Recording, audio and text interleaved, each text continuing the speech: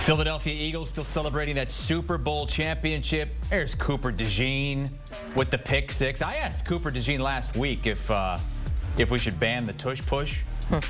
And he said, you know what? I wouldn't want to go up against it. I feel sorry for my fellow defenders. But no! We should not ban the Tush Push, even though maybe a team or two would like that. Nick Sirriani at the Combine today was asked about that.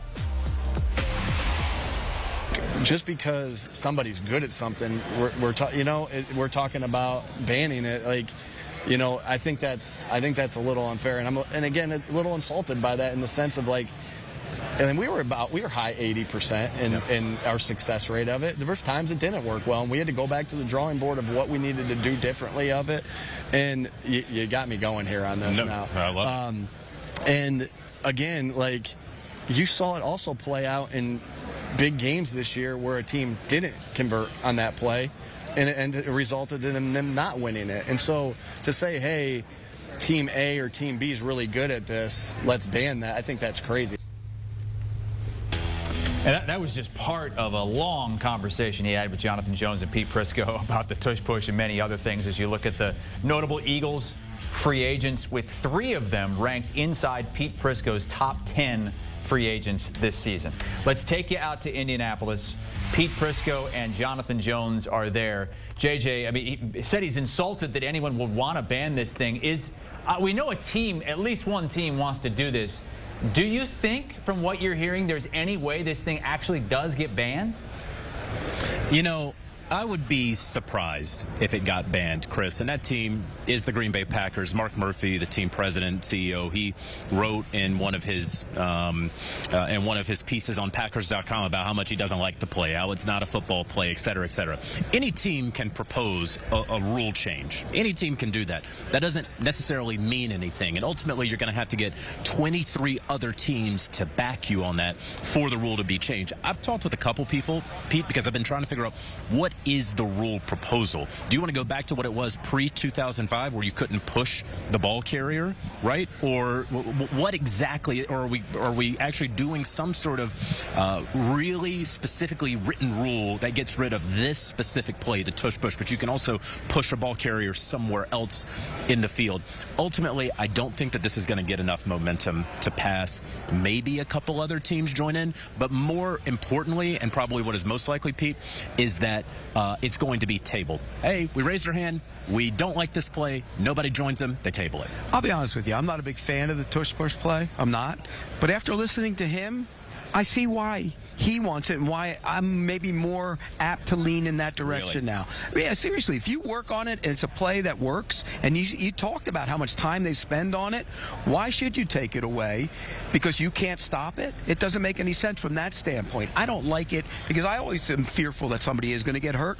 I asked them about it. How many guys have they had hurt? None. On that play, none. And so where is this coming from when it comes from a player safety analysis? Do they have any data that shows that? It's an idea of player safety, but I think they ran it a little more than 40 times this past year. He says that there were no injuries there. When I talked with the league, they say, look, there's just so few plays that we don't actually have the injury data. When they do get the data, I do believe it's going to show that there weren't that many injuries. And so, to your point, it's a little bit of a boogeyman, right, of, oh, player safety. Well, actually, are players safe doing it? Certainly seems that way. When are they going to ban tackling? That's next, I think. Wow. Well, good old Pete.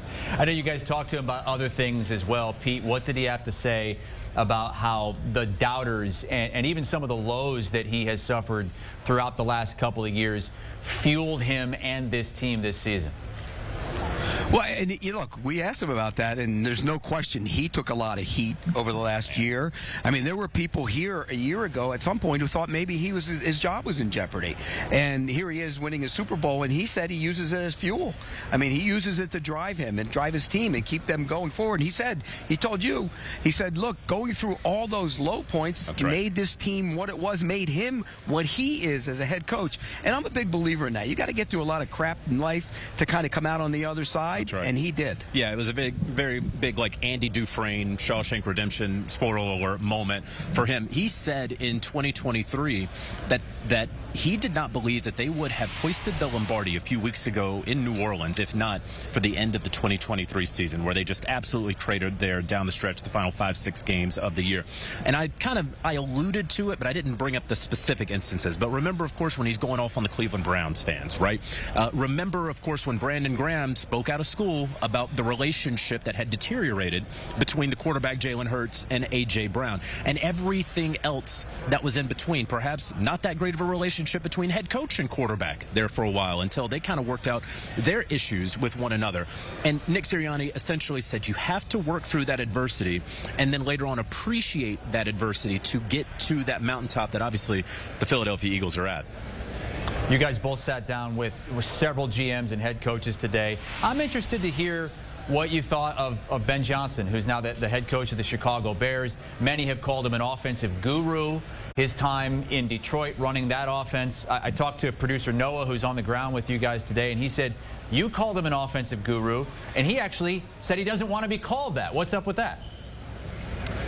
Well, you called him something else. You know, there is a narrative that has been out there about Ben Johnson, that he is sort of this mad scientist, right?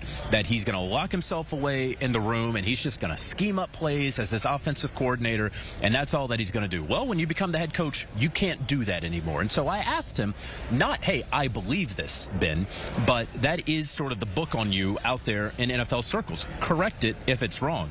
And he kind of got fired up a little bit. He did. You know, he showed some juice. You think that he's just some nerd that's scheming up plays and doing all these trick plays with Jared Goff? Oh, no.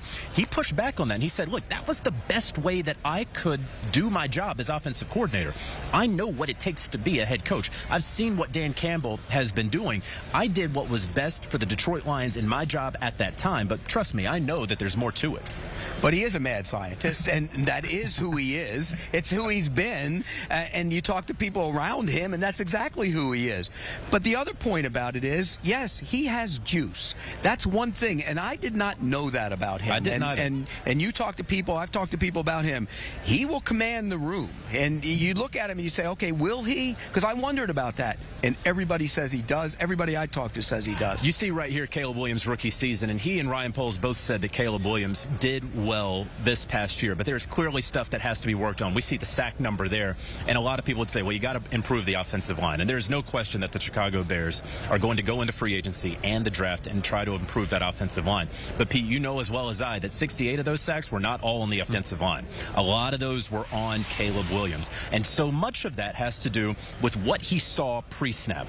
And in talking with Ben Johnson earlier, I said, well, what are some of the high-level tweaks that have to be made from what you saw from year one heading into year two now? And he talked about helping Caleb diagnose everything pre-snap, getting in and out of the huddle, things that he didn't do in college that they were trying to get better at last year with the Bears staff that they just couldn't get there with, that clearly that is going to be a focal point this offseason. You know what I would do if I were Ben Johnson? I'd put a plaque above his locker and say, this is not USC. Because at USC, he could get away with a lot of stuff. In the NFL, you're not getting away with that. And I think that's the number one priority for him. And he talked to you about that, coaching that out of him. Make him a guy, when he comes to the line of scrimmage, 1, 2, 3, check down, not 1, 2, get out. And at USC, you can do 1, 2, get out, and you're throwing a laser down the field for 55 yards. In the NFL, you're getting sacked, and that's why he had 68 sacks. So they do got to get better on the offensive line, but I think he needs to be better pre-snap, and he needs to be better getting rid of the football. Hopefully the mad scientist can help him out a little bit in year two in Chicago. Let's move to Cleveland. Browns general manager Andrew Berry joined you guys earlier and said the same thing over and over again. We are not going to trade Myles Garrett. JJ, what's the latest there? They're not going to trade Myles Garrett, at least right now, right? Look, thing, and I won't bore everyone with sort of the numbers. I don't know them off the top of my head, but it actually makes really, really poor financial sense. Even if the Browns wanted to trade Myles Garrett, for them to do so before June 6th due to certain cap numbers, et cetera, et cetera.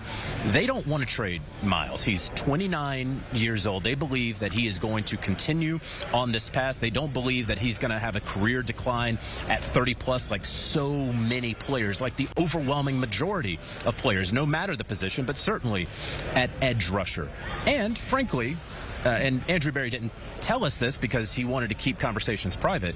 No one has offered the Cleveland Browns anything that would make them want to move Myles Garrett. I can tell you from a Browns perspective, Pete, they're over here thinking, okay, you want out, you're going to make this public Super Bowl week. We're going to have a kumbaya. We're going to talk through this over the next couple of weeks, then a couple of months. You're going to see what we're doing for 2025 and beyond. You're going to see the quarterback that maybe we get in free agency. You're going to see the quarterback that we draft. And you're going to say, all right, maybe I want to stay. And you know what else might help, Pete? A contract that's worth $37 or $38 million per year, because they'll extend Myles Garrett if they keep him. And right now, I believe that they will. Well, here's the dilemma they're in. If they keep Myles Garrett for the next 4 years or 5 years, are they going to win playoff games and maybe get to a Super Bowl? And the answer to that question is no. Oh, you don't know that it's no. Oh, it's no. It's no this year. It's no this year. It's no next year. It's no until they fix the quarterback position. Sure. So if they don't fix the quarterback position, you could understand why he is so angry about being there. They're not going to win. And so he wants out. Ultimately, he kept saying it, and we asked, everybody has a price. If the price gets high enough, I think if you're the Cleveland Browns, you move them. You have to. You can't ignore someone selling you the farm for Myles Garrett. And what's the farm? And the answer to that question is, if you could get 2 ones and something else, you move Myles Garrett. You do, if you get that. But right now, as we stand here today, the final week of February, that has not been offered to the Cleveland Browns. No, it has not. And as of right now, Cleveland with the number 2 overall pick, one of 9 draft picks they have this season. Bit of news came out today. 6-time All-Pro Jason Peters expected to announce his retirement. Hasn't played since the 23 season with Seattle. Pete, how soon will we see him in the Hall of Fame? He will get into the Hall of Fame. Now, the process has been streamlined a bit, so it makes it a little tougher for everybody to get in. But he's a Hall of Famer. And when he came out of Arkansas, he was a tight end.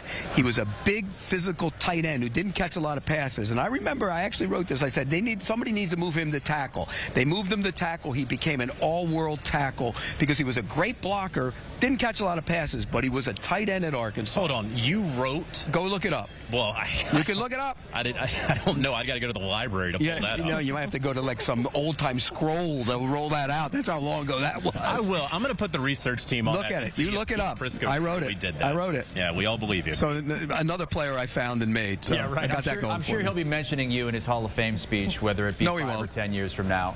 Pete Prisco and Jonathan Jones with us from the Combine, doing a great job today, catching up with a bunch of the biggest hitters in the NFL. Much more of that can be seen online at cbssports.com.